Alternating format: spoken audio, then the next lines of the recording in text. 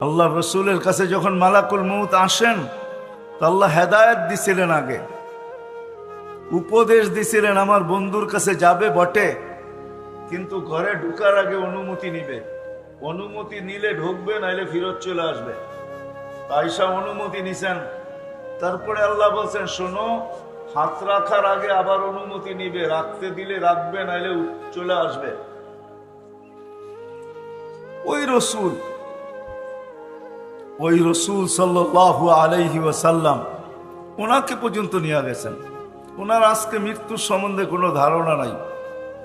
যখন আল্লাহ ওনার উপরে মৃত্যুর যাতনা ঢালবেন, তুমি একটা চিৎকার দিবে, চিৎকার, আর বলবে বিইজ্জাতিকা ওয়া জালালিক ওয়া উলুবি মাকানিক। আল্লাহ, তোর ইজ্জত আর জালালের কসম, তো উচ্চ সিংহাসনের কসম, লাউ আলিমতু সাকরাতাল মউত মা কাবাসতু আরওয়াহাল মুমিনিন। মৃত্যু সম্বন্ধে যদি কিঞ্চিত ধারণা আমার থাকতো, কোন মোমেন মুসলমানকে আমি এরকম কষ্ট দিয়ে নিয়ে আসতাম। সত্য এটা।